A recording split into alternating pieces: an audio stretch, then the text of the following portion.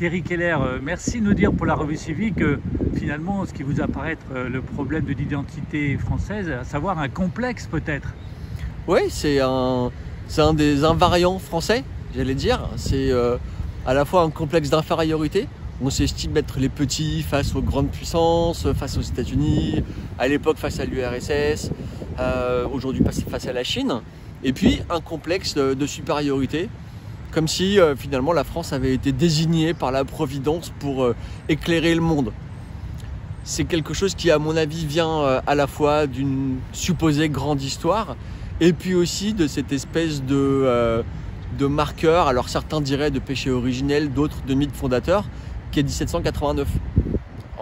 Dans les années qui ont suivi, on était la République universelle. Et peut-être que c'est aujourd'hui un fardeau qui est extrêmement lourd à porter.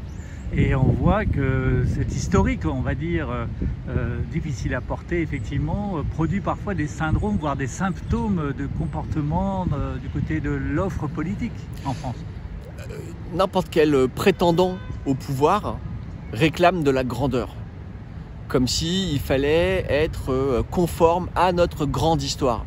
Le problème, c'est que quand on parle de grande histoire, souvent on oublie qu'il s'agit de guerre et de conquête territoriale. Donc comment être encore un grand pays quand on est en paix depuis plusieurs décennies et quand on n'a plus de Prussiens à attaquer dans la vallée, sur la plaine d'Austerlitz, c'est très compliqué. Oui, et donc certains substituent les Prussiens d'hier en étrangers d'aujourd'hui. Bien sûr, il faut toujours, pour se construire, un ennemi commun. La question, c'est de savoir si aujourd'hui la France peut devenir un pays mature et de se construire en paix et pas contre les autres, mais dans une forme de sérénité. Et vous êtes plutôt optimiste ou plutôt pessimiste pour le proche avenir? Je crois qu'on peut être pessimiste, je dirais, d'un point de vue superficiel. Quand on regarde la nature du débat public et le registre sur lequel il se tient. Après, quand on observe ce que pensent réellement les Français et quelle est cette nouvelle mentalité française, on se rend compte que là, l'optimisme est de mise.